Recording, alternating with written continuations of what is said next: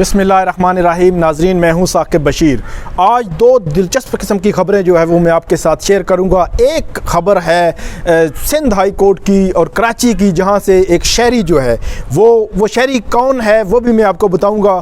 شہری جو ہے 10 گرام چرس کی اجازت کے لیے سندھ ہائی کورٹ پہنچا. وہ خبر آپ نے پڑھ لی ہوگی, سن لی ہوگی, لیکن اس کا جو تحریری حکم نامہ ہے وہ کافی دلچسپ ہے. اس میں ججز کی جو ہے وہ آبزرویشن شامل ہیں. کیسے اس شہری نے اپنے آپ کو جب اس پہ پریشر آیا تو اس نے یہ کہا کہ میں غریب آدمی ہوں, آپ مجھ پہ رحم کریں. یہ ساری تفصیلات میں آپ کے سامنے رکھوں گا اس تحریری حکم نامے کے تناظر میں. دوسری خبر ہے ایان علی کیس, $5 لاکھ سمگلنگ کا یہ کیس ہے پاکستان سے دبئی میں. یہ سمگلنگ کا جو الزام ہے ایان علی ماڈل گرل پر, وہ 2015 میں یہ کیس سامنے آیا تھا. آج 2020 ہو چکی ہے.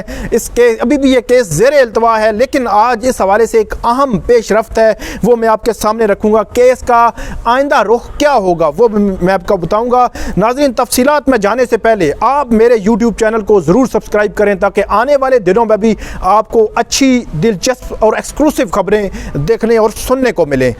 سب سے پہلے ہم بات کرتے ہیں چرس کیس کی, جس میں 10 گرام چرس کی اجازت لینے ایک شہری جو ہے وہ پہنچا. وہ شہری کون تھا؟ آپ کے لیے اور میرے لیے بھی حیران کون تھا تحریری حکم نامہ پڑھنے کے بعد کہ وہ شہری عام شہری نہیں بلکہ وہ ایک وکیل تھا. ایک وکیل جو ہے وہ جو سندھ ہائی کورٹ پہنچے اور عدالت کو یہ درخواست دی کہ 10 گرام چرس جو ہے وہ جنرل پبلک کے لیے اس کی اجازت دی جائے. حکومت کو یہ ہدایت کی جائے کہ حکومت اس پر جو پابندی ہے وہ ختم کر دے.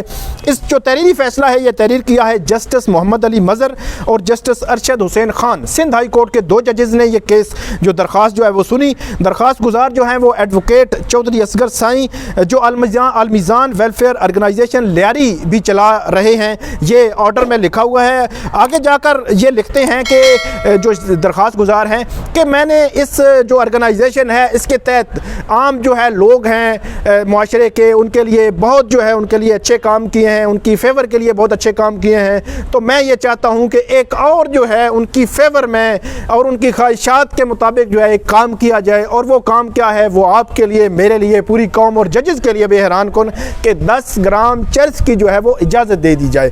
جب یہ فیصلہ جب شہری نے یہ ساری درخواست جو ہے عدالت کے سامنے رکھ دی تو اس کے بعد جو ججز ہیں وہ لکھتے ہیں کہ یہ ایک بڑی سٹرینج قسم کی جو فریولس قسم جو پٹیشنر ہمارے سامنے تھی اور بڑا مطلب حیرانگی کا اظہار بھی کیا ججز نے. اور وہ لکھتے ہیں کہ ہم نے جب شروع میں یہ سوچا کہ اس درخواست کرنے والے پر ہیوی کاسٹ کے ساتھ اس کو ڈسمس کیا جائے, کیونکہ یہ فریولس جو پٹیشنز ہیں یہ عدالتوں کا وقت جو ہے وہ ضائع کرتی ہیں. جو لیٹیگنٹ ہیں, عام لیٹیگنٹ, ان کے لیے یہ مشکلات پیدا ہوتی ہیں, ان کے کیسز التوا میں جاتے ہیں. اس لیے عدالت نے کہا کہ جو ہمارا انیشل جو ویو تھا وہ یہ تھا کہ ہیوی کاسٹ اس پر کی جائے. لیکن حیران کن طور پر جو شہری جو درخواست گزار جو وکیل تھے انہوں نے یہ کہا کہ بینچ کے سامنے یہ استدعا کی کہ میں ایک غریب آدمی ہوں, آپ جو ہے وہ مجھ پہ مہربانی کریں, رحم کریں.